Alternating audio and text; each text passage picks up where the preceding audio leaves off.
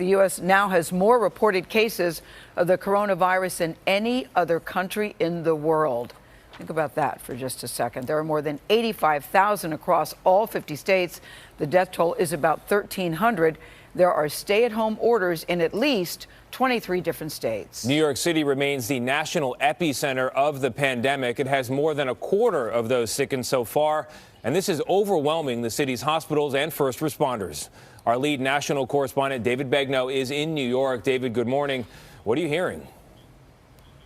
Tony, the number of hospitalizations here in New York jumped 40% on Thursday, just in a 24-hour period. We continue to make calls to doctors and nurses around the city who are telling us harrowing stories of what's happening inside. But I got to tell you, a lot of them don't feel comfortable talking on camera because they're worried about either being fired, and some of them are worried that their hospital may not tell the truth of what is happening inside. But there are some who do feel comfortable coming forward, and that's where we're going to start this morning. The hospitals look like a war zone. Dr. Ibad Yusuf of Brookdale Hospital in Brooklyn says the emergency room is overwhelmed, and medical staff he's been talking to across New York City are describing similar scenes.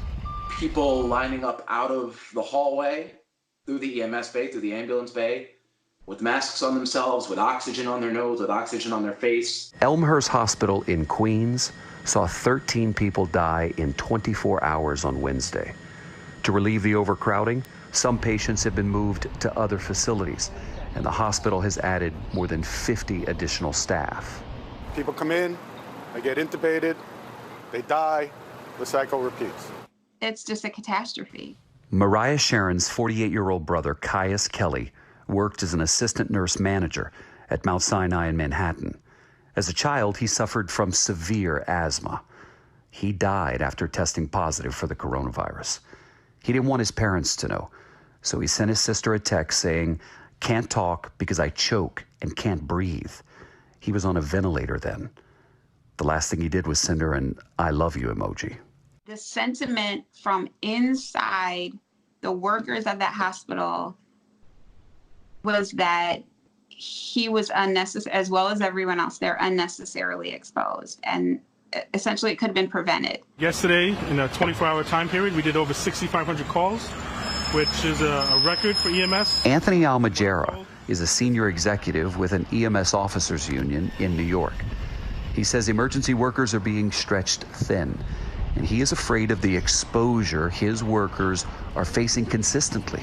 This is what his worst-case scenario is. Somebody dies. A paramedic and EMT is going to die.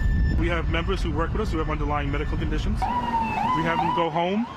You know, if they go home and grandma is home and they have emphysema, grandma gets it. Grandma dies. Regarding that nurse who died at Mount Sinai Hospital, I want to let you know that a doctor sent me an internal memo from the hospital which says, "We have always provided and will always provide our staff with proper protective equipment, and we have an adequate supply."